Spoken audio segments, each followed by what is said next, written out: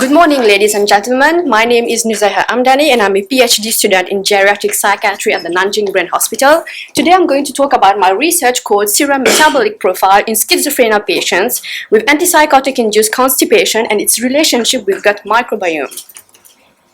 Antipsychotics provide significant symptomatic relief in schizophrenia patients. However, they are associated with a plethora of adverse reactions which discourage patients from adhering to treatment. One such side effect is constipation, with the prevalence as high as 60% in schizophrenia patients and is characterized by difficulty in defecation, reduced defecation frequency, hard stools, or incomplete defecation. Among conventional antipsychotics, trifluoperazine, loxapine, and fluphenazine carry the highest risk of constipation, while the atypical antipsychotic clozapine has the greatest risk of inducing constipation with the prevalence of 80%. Antipsychotic-induced constipation can exacerbate the physical and mental states in schizophrenia patients. They can also significantly impair their quality of life and can develop into serious conditions which might result in fatal outcomes if not promptly detected or treated. Despite its relatively high incidence and life-threatening potentiality, the underlying molecular mechanisms responsible for antipsychotic-induced constipation is not entirely known. It has been shown that antipsychotics exert a strong effect on the gut microbiome.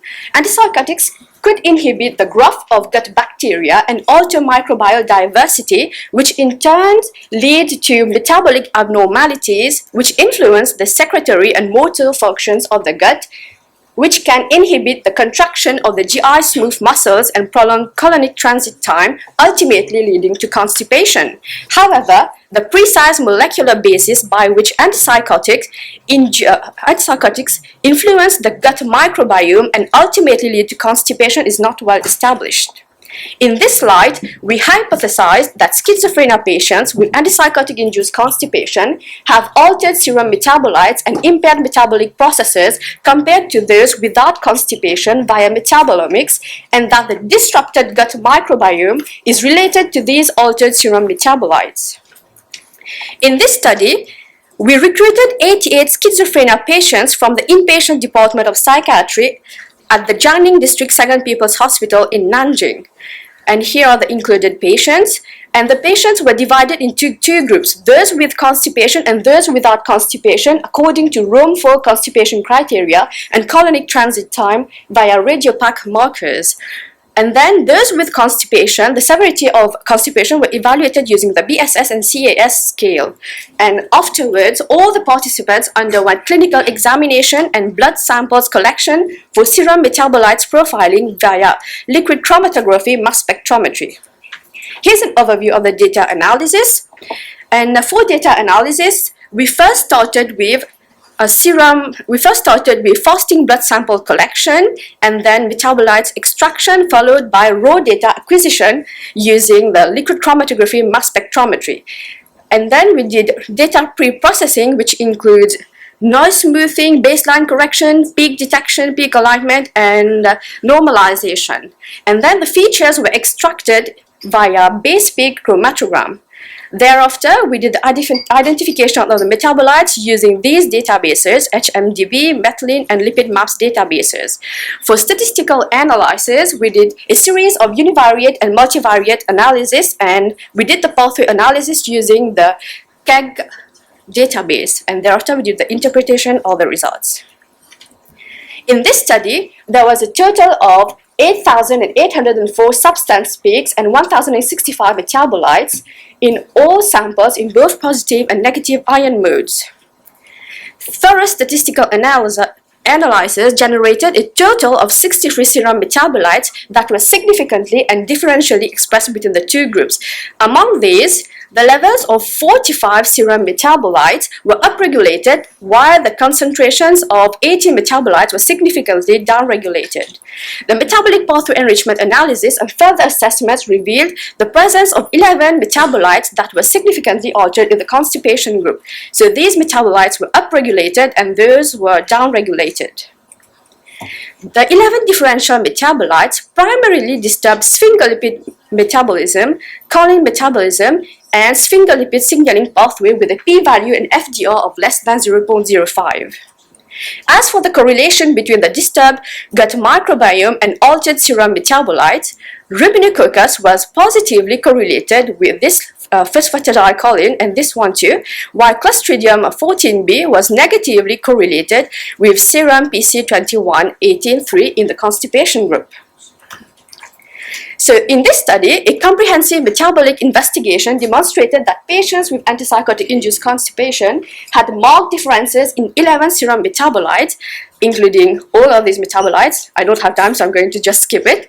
And disruption in distinct metabolic processes, including sphingolipid metabolism, sphingolipid signaling pathway, and choline metabolism. So we found that low levels of sphingosine 1-phosphate, sphingonin, and phytosphingosine disturb the sphingolipid metabolism and sphingolipid signaling pathway.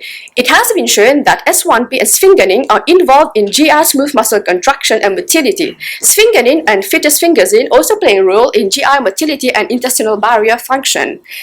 In addition, changes in these sphingolipids are associated with disturbances in lipid and glucose metabolism, which are related to changes in gastrointestinal barrier, GI hypermotility, reduced defecation, and higher risk of constipation.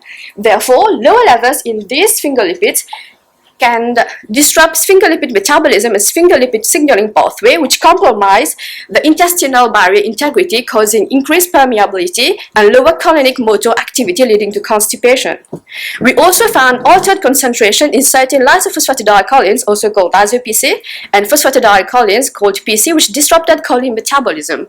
So lyso-PC and PC are involved in gut contraction and motility, as well as intestinal permeability. Shifts in lyso-PC and PC levels are associated with reduced or inhibited colonic motor activity and compromised intestinal barrier. They are also linked to abnormalities in lipid and glucose metabolism. Thus, altered levels in these lyso-PC and PC can impair choline metabolism, potentially leading to increased permeability, which can trigger inflammation, disrupt gut motility, and contribute to constipation. In our previously published article, there were higher abundances of Ruminococcus and Clostridium 14b, amongst others, in antipsychotic-induced constipation. Here we found that out of the 11 significantly altered metabolites, PC18-1-18-0 and PC21-18-3 were substantially correlated to a higher abundance of Ruminococcus and 14b and Clostridium 14b, which were associated with disturbances in choline metabolism. A greater abundance of Ruminococcus and Clostridium 14b can alter choline metabolism and can disrupt the integrity and function of the intestinal barrier, resulting in increased permeability, inflammation, and GI hypermotility. In summary, the study highlights that the administration of antipsychotic potentially impedes the normal gut microbiome composition and function that produce metabolic disturbances, intestinal barrier dysfunctions, and cell dysmotility, muscle contractility impairment leading to gut hypermotility and constipation. Our findings suggested that there are multiple mechanisms synergistically at play in inducing a constipation, which serve as a basis for future studies aimed at the better optimization of antipsychotic treatment in view of mitigating constipation and improving the overall well-being of schizophrenia patients. And there are several limitations that I'm going to just skip. And this study was published in Schizophrenia Ability in this year, and that is all for me. Thank you. Thank you.